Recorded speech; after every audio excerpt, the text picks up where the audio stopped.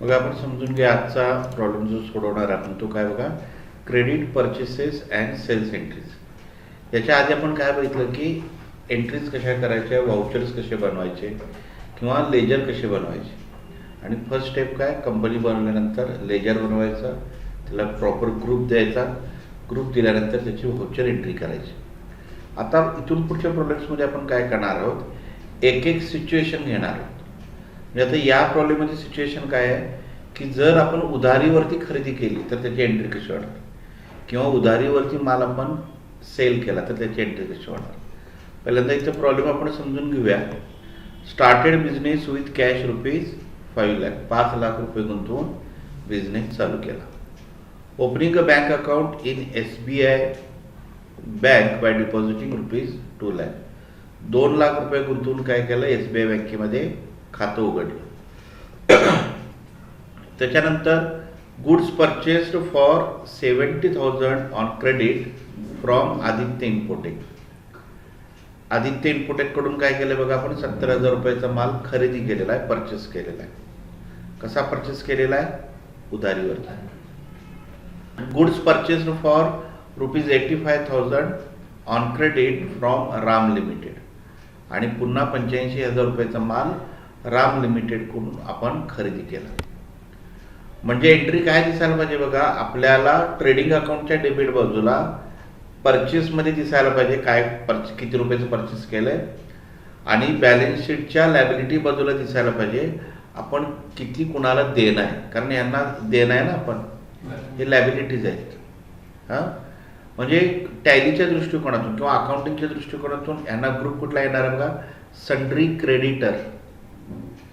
Sundry creditor आपण त्यांना देतो ज्यांच्याकडून आपण उधारीवर माल खरेदी करतो, किंवा ज्यांचं आपण काहीतरी देणं आहे, आपण म्हणजे कोण, बिझनेस ज्यांचं काहीतरी देणं आहे त्यांना आपण काय देणार, sundry creditor. Goods sold to Rakesh limited on credit ₹1 lakh. Rakesh लिमिटेडला काय केलं आपण, 1 लाख रुपयाला उधारीवरती माल विकलेला आहे। Goods sold to mega limited on credit ₹1,20,000 on credit.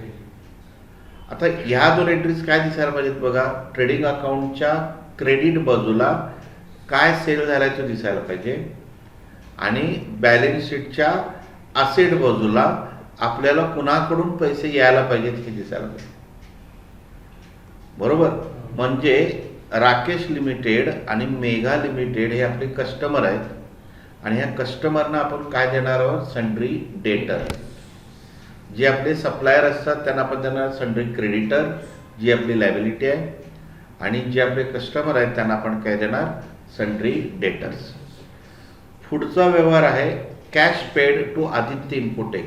Aditya इम्पोर्टेकला जे आपण पैसे देणं लागत होतो 70,000 रुपये ते आपण देऊन टाकले। Received a cheque of ₹50,000 from Rakesh limited. Rakesh लिमिटेडला जो 1 लाख रुपयाचा माल आपण सेल केलाय त्यातले 50,000 रुपयाचा चेक त्याला दिला, म्हणजे अजून 50,000 पेंडिंग आहे। ₹1 lakh received from Mega limited. Mega limited कडून 1,20,000 रुपये यायला पाहिजे होते, पण त्यातले किती आलेत बघा, 1 लाख आलेत, म्हणजे 20,000 पेंडिंग दिसायला पाहिजेत आपल्याला। आणि त्याच्यानंतर paid cheque of ₹50,000 to Ram limited. Ram limited कडून आपण 85,000 रुपयाचा माल उधारीवरती घेतलेला, त्यापैकी 50,000 रुपये आपण त्याला चेकनं दिलेले, उरलेले अमाऊंट आपल्याला दिसायला पाहिजे। सगळ्यात पहिल्यांदा आपण काय करणार, कंपनी क्रिएट करणार, आणि कंपनी क्रिएट केल्यानंतर आपण लेजर्स क्रिएट करणार। आता प्रत्येक ट्रान्झॅक्शनमध्ये आपल्याला कुठले कुठले लेजर क्रिएट करावे लागतील बघा। पहिल्या ट्रान्झॅक्शनमध्ये आपल्याला कॅपिटल अकाउंट बनवावं लागेल, ज्याला आपण ग्रुप देणार कॅपिटल अकाउंट। दुसऱ्या ट्रान्झॅक्शनमध्ये आपल्याला SBI बँक अकाउंट बनावं लागेल, ज्याला आपण ग्रुप देणार बँक अकाउंट। तिसऱ्यामध्ये आपण देणार परचेस गुड्स, ज्याला देणार आपण परचेस अकाउंट, आणि बनवणार आदित्य इम्पोर्टेक, ज्याला आपण देणार सन्ड्री क्रेडिटर। त्याच्यानंतर परचेस पुन्हा बनवायची गरज नाही, कारण एकदा इथं लेजर आपण बनवलेला आहे, परंतु राम लिमिटेड हे दुसरं अकाउंट आहे वेगळं, त्यामुळे ते आपल्याला बनावं लागणार राम लिमिटेड, आणि त्याला ग्रुप देणार सन्ड्री क्रेडिटर। त्याच्यानंतर सोल्ड गुड्स एक लेजर बनवावं लागेल, ज्याला ग्रुप द्यावं लागेल सेल्स अकाउंट. आणि त्यानंतर राकेश लिमिटेड एक बनवणार, ज्याला आपण देणार सन्ड्री डेटर्स. पुन्हा सोल्ड गुड्स बनवायची आवश्यकता नाही, परंतु मेगा लिमिटेड वेगळं अकाउंट आहे, त्यामुळे मेगा लिमिटेड बनवावं लागेल, ज्याला ग्रुप द्यावं लागेल सन्ड्री डेटर. 7व्या ट्रान्झॅक्शनमध्ये कोणतंही आपल्याला लेजर बनवावं लागणार नाही, ऑलरेडी वरती बनलेला आहे. 8व्यामध्ये पण बनवावं लागणार नाही आहे, 9व्यामध्ये पण बनवावं लागणार नाही आणि 10व्यामध्ये पण बनवावं लागणार नाही. लक्षात आलं. आपण पहिल्यांदा कंपनी क्रिएट करण्यापासून बघूया आणि मग व्हाउचर एंट्रीकडं जाऊया.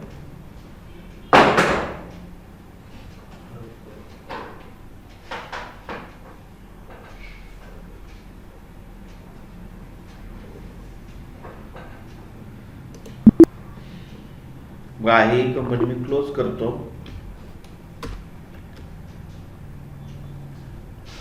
आणि कंपनी काय करतो, क्रिएट करतो नवीन. समजा त्याला आपण नाव दिलं केशव प्रायव्हेट लिमिटेड. एंटर. इथे मी ॲड्रेस लिहिला, इथं स्टेट मी निवडलं आणि कंपनी सेव्ह केली. आता मी कुठं जाणार बघा. आता सुरुवातीला आपण सेटिंग कुठली बघणार नाही आहोत, त्यामुळे आपण इथं एस्केप करून बाहेर पडूया आणि आता जाणार आपण क्रिएटमध्ये जाणार लेजरमध्ये आणि इथं पहिल्यांदा बनवणार कॅपिटल अकाउंट. ग्रुप देणार त्याला कॅपिटल अकाउंट. त्याच्यानंतर आपण बनवणार आहे बघा SBI बँक अकाउंट आणि त्याला देणार आपण बँक अकाउंट. त्याच्यानंतर आपल्याला बनवायचं आहे परचेस गुड्स अकाउंट, ज्याला देणार आपण परचेस अकाउंट. त्यानंतर आपण बनवणार आदित्य इन्फोटेक, ज्याच्याकडून आपण उधारीवर माल खरेदी केलेला आहे, त्याला देणार सन्ड्री क्रेडिटर. आता इथे विचारते maintain balance bill bye bill. प्रत्येक बिल सेपरेट तुम्हाला दाखवलं पाहिजे का बॅलन्स. येस म्हटलं का नाही, येस ठेवायचं. समजा त्याच्याकडून आपण 4 वेळा परचेस केलं तर प्रत्येक बिल तो वेगळं दाखवेल आपल्याला. एंटर प्रेस करा. इथं डिफॉल्ट क्रेडिट पिरियड म्हणजे काय, समजा त्यांनी आपल्याला 15 दिवसाचं उधारी दिलेली आहे, 1 महिन्याची उधारी दिलेली आहे, जर ते तसं काय असेल तर इथं लिहायचं. इथं जरी समजा नाही लिहिलं तरी पुढं जाऊन व्हाउचर एंट्रीच्या वेळी पण आपल्याला तिथं टाकता येतं. त्याच्यानंतर इथं महत्त्वाचं आहे बघा मेलिंग डिटेल्समध्ये. आत्ता जर तुम्ही ॲड्रेस टाकलात तर जेव्हा तुम्ही प्रिंट काढाल त्याचे तेव्हा तो ॲड्रेससुद्धा ॲटोमॅटिक येईल. म्हणून समजा मी इथं लिहिलं शाहूपुरी कोल्हापूर. एंटर हे केलं, महाराष्ट्र निवडलं. आता इथं तो विचारतोय GSTचं रजिस्ट्रेशन आहे काय. आता सध्या GSTशी रिलेटेड आपण एंट्री करत नाही आहे, त्यामुळे इथं तुम्ही लिहिला तरी चालते, नाही लिहिला तरी चालते, कारण आपण त्याच्याशी रिलेटेड एंट्री आता सध्या बघत नाही. GST आपण एकदा शिकलो की त्यामध्ये ते येणार. त्याच्यानंतर दुसरं कोण आहे बघा त्याच्याकडनं आपण परचेस केलेलं आहे, आदित्य इन्फोटेक नंतर राम लिमिटेड सन्ड्री क्रेडिटर. आणि इथं समजा पत्ता लिहिला आपण ताराबाई पार.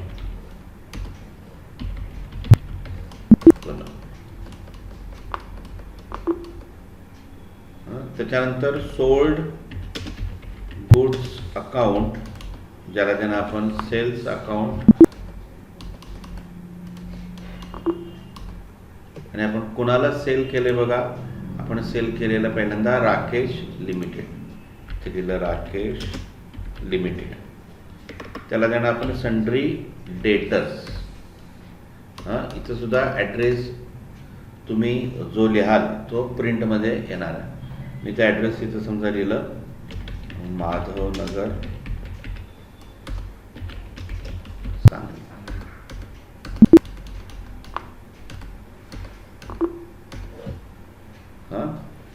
त्याच्यानंतर पुढं आहे अजून mega limited. Mega limited. Sundry debtors असं लिहिलं आणि इथं ॲड्रेस दिलं समजा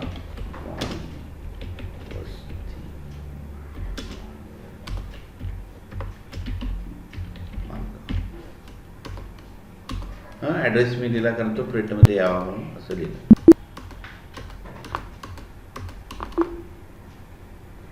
त्यानंतर बघा कुठले लेजर आपल्याला बनवायचे आहेत, तर बनवायचे नाही, तिथपर्यंतच आपल्याला लेजर बनवायचे आहेत. आता आपण जाणार व्हाउचर एंट्रीकडं. व्हाउचर एंट्रीकडे जाण्यासाठी आपण इथनं बाहेर येऊया, एस्केप एस्केप एस्केप आणि पुढे जाणार व्हाउचर. पहिल्या व्यवहारामध्ये काय झालंय बघा, 5 लाख रुपये बिझनेसमध्ये आलेले आहेत. मी इथं जातो, इथं लिहिणार मी F6 ला कॅपिटलकडून काय आले बिझनेसमध्ये, किती रुपये आले, 5 लाख आहेत ना, 5 लाख. इथे लिहिलं कॅश. तुम्ही इथं नॅरेशन मध्ये लिहू शकता being cash introduce in business. लक्षात आलं. त्याच्यानंतर त्यापैकी 2 लाख रुपये बँकेत भरणे. कुठल्या व्हाउचरमध्ये एंट्री होणार, F4 कॉन्ट्रा व्हाउचर. क्रेडिटला येणार कॅश, कारण आपल्याकडे कॅश जाणार आहे. किती जाणार आहे, 2 लाख. ऑलरेडी इथे दिसतोय बघा, कॅश बॅलन्स किती आहे, 5 लाख. त्यापैकी 2 लाख रुपये आपण बँकेमध्ये डिपॉझिट केले. इथे लिहिले SBI बँक. आता तुम्हाला इथे तो विचारेल कितीच्या किती नोटा आहेत म्हणून. इथे लिहिले 100 आणि इथे लिहिला बिंग कॅश डिपॉझिटेड. कॅश काय केली आपण, डिपॉझिट केली बँकेत. त्यानंतर काय बघा, परचेस केला आपण. परचेस केल्यानंतर की कोणत्या परचेसला, F9 परचेस व्हाउचर. पण आता जे आपल्या समोर ओपन झालेलं आहे ते इनवॉइस मोड ओपन झालंय. कसं ओळखलं, इथं आले name of item, quantity, rate, amount या पद्धतीने आले. परंतु आता या पद्धतीचा डेटा आपल्याकडे नाही आहे. आपल्याकडे काय आहे, किती रुपयाचं परचेस केलं हे आहे. म्हणून आपल्याला व्हाउचर मोडला एंट्री करायची आहे. म्हणून हा जो मोड आहे इनवॉइस मोड, तो आपल्याला चेंज करायचा आहे. इनवॉइस मोड चेंज करण्यासाठी इथं तुम्हाला ऑप्शन दिलेला आहे. इथं Hच्या खाली डबल अंडरलाईन आहे. याचा अर्थ डबल अंडरलाईन म्हणजे कंट्रोल H. तुम्हाला विचारतं इथं तुम्हाला कुठल्या मोडमध्ये जायचं आहे. आपल्याला कुठं जायचं आहे, ॲज व्हाउचर मोड. सप्लायर इनवॉइस नंबर म्हणजे ज्यांच्याकडून आपण माल परचेस केलेला आहे ते जेव्हा आपल्याला बिल देतील त्या बिलावरचा जो नंबर असेल तो नंबर इथे तुम्ही टाकू शकता. ज्या तारखेला व्यवहार झाले ती तारीख तुम्ही इथे टाकायची. क्रेडिट कुणाकडून आपण परचेस केलेला आहे बघा, आदित्य इन्फोटेक कडून. एंटरप्रेस केला, पुन्हा एंटरप्रेस केला आपण. बघा आपण क्रिएट करताना हा ॲड्रेस वगैरे टाकलेला, त्यामुळे इथे ऑटोमॅटिक आलं ते. एंटरप्रेस करा आणि किती रुपयाचा माल आपण खरेदी केलाय बघा, 70,000 रुपयाचा. 70,000 रुपयाचा माल आपण खरेदी केलेला आहे. इथे लिहिलं 70,000. Enter new reference. आता इथं काय बघा, हे आहे मेथड ऑफ ॲडजस्टमेंट. याच्यामध्ये 4 ऑप्शन तुम्हाला दिसत आहेत, new reference, against reference, advance आणि ऑन अकाउंट. जेव्हा एखाद्या कंपनी बरोबर व्यवहार होतो खरेदीचा तेव्हा इथं न्यू रेफरन्स आहे. परचेस व्हाउचरमध्ये, सेल्स व्हाउचरमध्ये दोन्ही ठिकाणी ते काय येणार, न्यू रेफरन्स म्हणून येणार. समजा मी आदित्य इन्फोटेक कडून 4 वेळा माल खरेदी केलेला आहे वेगवेगळ्या दिवशी. ह्या 4ची जेव्हा मी परचेसमध्ये एंट्री करेन तेव्हा इथं मेथड ऑफ ॲडजस्टमेंट काय असणार, न्यू रेफरन्स. आता तुम्ही बघितलं असेल ऑटोमॅटिक त्याने सिलेक्ट केलेलं. तुम्ही काय लक्षात ठेवायचं आहे, परचेस आणि सेलमध्ये न्यू रेफरन्स येणार आहे. अगेन्स्ट रेफरन्स कुठं येतं आहे, आता हा व्यवहार झाला, हे सेव्ह केला आपण. आता ही एंट्री पास केल्यावर काय होईल, आपण आदित्य इन्फोटेकचे 70,000 रुपये देणं आहोत हे होईल. आता समजा त्यात ते थोडे पैसे तुम्ही देणार आहात. आता हा व्यवहार जेव्हा होईल, जेव्हा मी पैसे देईन तेव्हा त्याची एंट्री कुठं होईल? पेमेंट व्हाउचरला. पेमेंट व्हाउचरला करताना मग तुम्हाला निवडावं काय लागेल? Against reference. म्हणजे 50,000 मी कशाच्या अगेन्स्ट द्यायलोय? आधी झालेला जो 70,000चा व्यवहार आहे त्याच्या अगेन्स्ट द्यायला. लक्षात आलं? म्हणजे नॉर्मल बघा, समजा आता तुम्ही ठरवलं यांना एक 300 रुपये द्यायचे. तुम्ही 300 देताना तुम्ही काय विचारणार? कशाबद्दल? लक्षात आलं? कशाबद्दल? मग ते काय सांगतील? नाही, आपण ते मागे एका ठिकाणी गेलेलो त्यावेळेचं कॉन्ट्रीब्युशन तू घातलेलं होतंस त्याबद्दलचे हे पैसे. म्हणजे त्यांनी काय दिला? रेफरन्स दिला, हे 300 रुपये त्यावेळेचे. लक्षात आलं? परचेस आणि सेलमध्ये काय येणार आहे? New reference. झालेल्या व्यवहारातले काही संबंधित व्यवहार होत असेल, पैसे देणं, पैसे घेणं, अगेन्स्ट रेफरन्स. आपण आधीच खरेदी विक्री करायच्या आधीच ॲडव्हान्स द्यायला लागलो, तेव्हा काय वापरणार? ॲडव्हान्स. लक्षात आलं? आता ऑन अकाउंट काय वापरणार? त्याच्या नावावर आपण पैसे आले. म्हणजे काय? समजा आदित्य इन्फोटेक बरोबर आपला 5-6 वेळा व्यवहार झालेला आहे आणि आपण पाठवलं कुणाला तरी, समजा त्याचा आपण एक 2 लाख रुपये देणं आहे, आपण कुणाला तरी पाठवलं 1 लाख रुपये घेऊन की त्यांना देऊन या. आता त्यांनी विचारलं समोरच्या की 1 लाख हे कुठल्या बिलाच्या संदर्भात दिले? त्याने सांगितलं नाही, तसं काय नाही आहे, मला तिथं डिपॉझिट करून ये एवढंच सांगितलं. म्हणजे ती मग व्यक्ती काय करणार? ऑन अकाउंट आपल्या नावावर तो जमा करून घेणार. नंतर तो आपल्याला विचारेल हे पहिल्या बिलामध्ये ॲडजस्ट करायचं आहे, दुसऱ्या बिलात ॲडजस्ट करायचं आहे, तिसऱ्या, आणि मग त्यानंतर मग तो अगेन्स्ट रेफरन्स वापरेल. अर्थात याच्याशी संबंधित पुढं आपल्याकडे उदाहरणं आहेत, त्यावेळी लक्षात येईल. इथं न्यू रेफरन्स आलं, एंटर. एंटर. इथं सुद्धा बघा, मागाशी मी म्हणालो क्रेडिट किती दिवसांचं मिळणार ते इथं टाकू शकते. एंटर. एंटर करून सेव्ह. इथं काय आलं? Purchase goods. काय लिहिणार? Being goods purchased on credit. पुढं काय बघा, राम लिमिटेडकडून आपण 85,000 रुपयाचा माल खरेदी केला. इथं इनवॉइस नंबर टाकला, आपण जी तारीख आहे ती टाकली. राम लिमिटेड आपण घेतलं. एंटर. एंटर प्रेस करा आणि किती रुपयाला घेतलेलं बघा, आपण 85,000 रुपयाला माल खरेदी केलेला आहे. ऑटोमॅटिक न्यू रेफरन्स येणार आणि इथे येणार परचेस गुड्स आणि इथे लिहिणार being goods purchased on credit.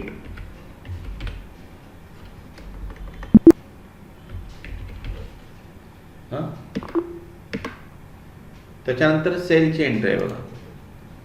Rakesh लिमिटेडला आपण 1 लाख रुपयाला सेल केलेला क्रेडिटवर. F8 ला जाणार आपण. इनवॉइस मोड ऑन झालेला आहे, आपल्याला मोड चेंज करायचा आहे. की कोणती आहे? Control H. इथं जाणार ॲड व्हाउचर. डेबिटला येणार, कुणाला सेल केला आहे आपण? राकेश लिमिटेडला. एंटर प्रेस करा. याचे डिटेल्स पण आपण नंतर इन्व्हेंटरी जेव्हा शिकणार त्यावेळी बघणार आहोत. राकेश लिमिटेड आपण इथं निवडलं, इथं लिहिलं 1 लाख. इथं सुद्धा न्यू रेफरन्स येणार. मी तुम्ही सांगितलं परचेस आणि सेलमध्ये न्यू रेफरन्स येत आहे. इथे ना sold goods being goods sold on credit. कळलं? त्यानंतर बघा काय आहे, मेघा लिमिटेडला आपण 1,20,000 रुपयाला गुड्स क्रेडिटवरती सोल्ड केले. मेघा लिमिटेडला किती केले? 1,20,000.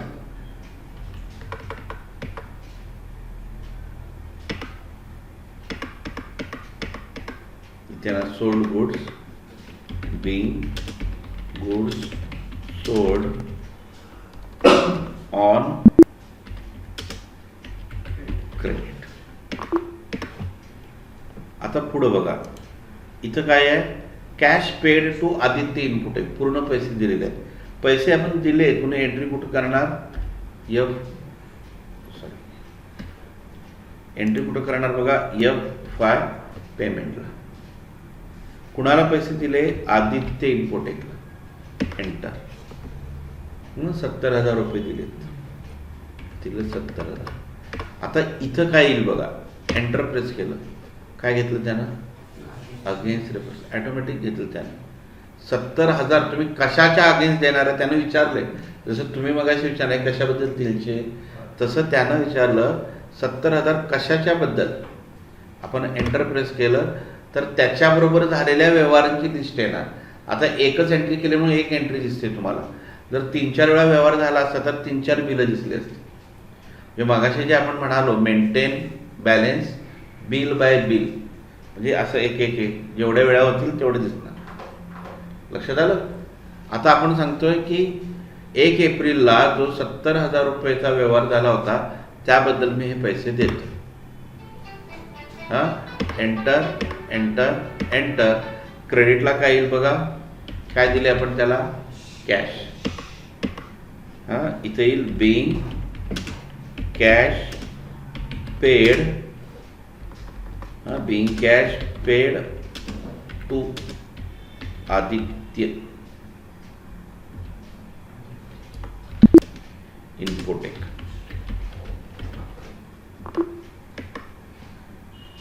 लक्षात आलं. त्यानंतरचा व्यवहार काय बघा, रिसिव्ड चेक मिळाला आपल्याला 50,000 रुपयाचा. कुणाकडून, राकेश लिमिटेड कडून. बघा मिळाला आपल्याला म्हणजे F6 ला जाणार, रिसिट व्हाउचर मध्ये. कुणाकडून मिळाला आपल्याला, राकेश. इथे लिहिलं आपण राकेश. किती रुपये त्याच्याकडे यायला पाहिजेत, 1 लाख, परंतु त्याने दिलेत किती, 50,000. एंटर. त्याने विचारलंय 50,000 कशाबद्दल, एंटर. 1 एप्रिलला जो 1 लाखाचा व्यवहार झाला होता त्यापैकी 50,000 रुपये तो देणार आहे आपल्याला. Enter enter. आता इथं दिसते बघा 50,000 बॅलन्स झाले. 50,000 आपल्याला मिळाले, 50,000 अजून येणं आहे. त्यानं आपल्याला चेक दिलाय, चेक आपण डिपॉझिट करणार आपल्या बँकेमध्ये. इथं त्याच्या चेकचा जो नंबर आहे तो इथं आपण टाकणार. त्याच्यानंतर कोणत्या तारखेचा चेक दिलाय तो टाकणार. त्यानंतर कोणत्या बँकेचा चेक दिलाय. असं जरूर नाही की आपलं SBI म्हणजे त्याचं पण SBI असलं पाहिजे, बरोबर. मग नाहीतर मग प्रत्येक बँकेत खातं उघडायला पाहिजे आपल्याला.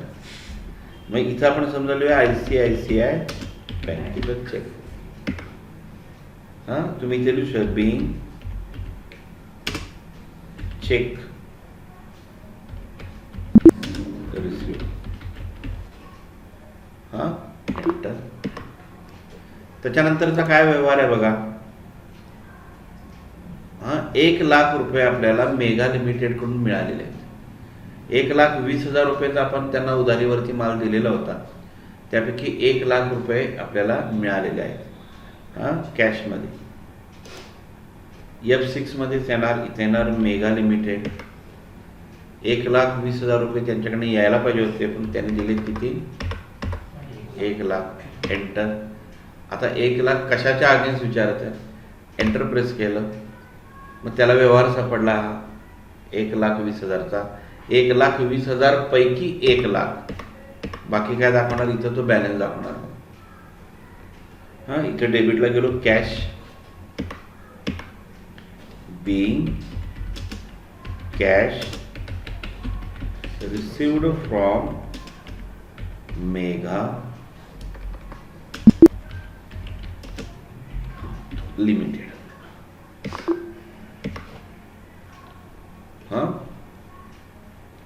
त्यानंतर बघा काय आहे, paid cheque to Ram limited. 50,000चा चेक दिला आपण राम लिमिटेडला, पेड केला म्हणजे F5. इथे येणार राम लिमिटेड. किती द्यायला पाहिजे आपण? 85,000. आपण देतोय किती? 50,000. Enter enter. 85,000चा व्यवहार झाला होता, त्यापैकी 50,000 आपण द्यालो. पण कसं द्यालोय आपण? चेक नाही. इथे येणार SBI बँक. इथं चेकचा नंबर इथं आला. एंटर एंटर प्रेस केला. Being cheque paid. चेक आपण देऊन टाकला. त्यानंतर काय आहे बघा, एवढ्या एंट्रीज आहेत. आता आपण इथे एस्केप करूया आणि बॅलन्स शीटमध्ये जाऊया. बॅलन्स शीट कशी दिसते डिटेलमध्ये बघण्यासाठी Alt F1. कॅपिटल आहे तसं आहे 5 लाख. लॅबिलिटी दिसते आपल्याला 35,000 रुपयाची, म्हणजे हे काय आपलं देणं आहे. त्याच्यानंतर प्रॉफिट किती झाला बघा आपल्याला? 65,000. त्याच्यानंतर सन्ड्री डेटर म्हणजे हे आपलं येणं आहे, 70,000 रुपये येणार आहेत. रोख रक्कम आपल्याकडे किती आहे? 3,30,000. आणि बँकेमध्ये किती आहेत? 2 लाख. अजून डिटेल कुठं बघू शकता? आणखी तुम्ही प्रॉफिट लॉसला जावा, एंटर प्रेस करा, Alt F1 प्रेस करा. टोटल तुम्ही किती परचेस केले ते दिसतंय. टोटल सेल तुमच्याकडून किती झालाय तो दिसतोय. 65,000 रुपये आपल्याला ग्रॉस प्रॉफिट झालेला दिसतोय, जो प्रॉफिट अँड लॉसला इकडे ट्रान्सफर झाला. आपण कुठलेही एक्सपेन्सेसच्या एंट्रीज न केल्यामुळं आहे तसंच तो आपल्याला नेट प्रॉफिट म्हणून दाखवतोय. सेपरेट एंट्रीज बघायचे असतील तर आपल्याला जावं लागेल डिस्प्लेमध्ये. एंटर. इथं आपल्याला काय दिसेल? Trial balance. इथं काय दिसेल? Day book. त्या एका दिवसामध्ये कोणकोणत्या एंट्रीज झाल्या लक्षात आलं? इथं सगळे आलेत बघा त्या.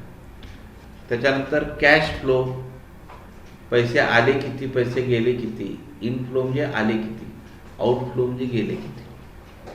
फंड्स फ्लो, फंड आले किती, गेले किती वगैरे. अकाउंट बुक्समध्ये आपण गेलो, इथं कॅश आणि बँकेचे डिटेल येतात. कॅश व्यवहार कसा कसा झाला, कॅश कुणाकडून आली, कुणाला आपल्याकडून कॅश गेली, ते सगळं डिटेल तुम्हाला इथं बघायला मिळेल. त्याच्यानंतर SBI बँकेत आपला कोणाकोणावर व्यवहार झाला बघा. एकदा 2 लाख रुपये आले आपल्या म्हणजे बँकेत आपण डिपॉझिट केले. नंतर राकेश लिमिटेडकडून आपल्याला आले. नंतर राम लिमिटेडला आपण दिले. आणि इथं मग बॅलन्स दिसतोय बँकेचा. त्यानंतर बघा प्रत्येक स्पेसिफिक लेजर बघायचं असेल तुम्हाला तर दिसेल. ग्रुप समरी बघायची तुम्हाला. समजा बँक वेगवेगळ्या 2-4 बँकांमध्ये खाते असेल तर टोटल किती पैसे आहेत तुम्हाला इथे दिसू शकेल. टोटल एक्सपेन्सेस किती झाला तो दिसू शकेल. ग्रुप व्हाउचर बँकेशी रिलेटेड असेल, ग्रुपशी रिलेटेड इथं व्हाउचर दिसतील. कॉन्ट्रा रजिस्टर, कॉन्ट्रामध्ये किती एंट्रीज झाल्या ते. पेमेंटमध्ये किती एंट्रीज झाल्या, रिसीटमध्ये किती एंट्रीज झाल्या, सेल्समध्ये किती एंट्रीज झाल्या तुमच्या, परचेसमध्ये किती झाले आहेत. म्हणजे प्रत्येक जर्नल रजिस्टर आहे, डेबिट नोट, क्रेडिट नोट, ते इथं आपल्याला दिसतं. आता पुढे इथे इन्व्हेंटरी बुक आहे किंवा इथे स्टेटमेंट ऑफ अकाउंटमध्ये बघा. आउटस्टँडिंग, रिसिवेबल म्हणजे येणं, आपल्याला किती रुपये येणार आहेत. मेगा लिमिटेडकडून 20,000 रुपये येणार आहेत. राकेश लिमिटेडकडून 50,000 रुपये येणार आहेत. पेएबल, आपण किती कोणाचे पैसे द्यायचे आहेत, तर राम लिमिटेडला आपण 35,000 रुपये द्यायचे. लक्षात आलं. कुठं बघितलं आपण हे बघा, स्टेटमेंट म्हणजे डिस्प्लेमध्ये स्टेटमेंट ऑफ अकाउंट्समध्ये. आता समजा मी इथं आहे आणि मी इथं असं टाईप केलं DS. DS इथं डायरेक्ट येतो किंवा आपण असं प्रेस करा, इथं आहे तुम्ही DSO आउटस्टँडिंग मध्ये गेलो आपण. किंवा रिसिवेबल मध्ये जायचं आहे तिथं शॉर्टकट काय बघा, DSO सॉरी हे बघा बाहेर इथून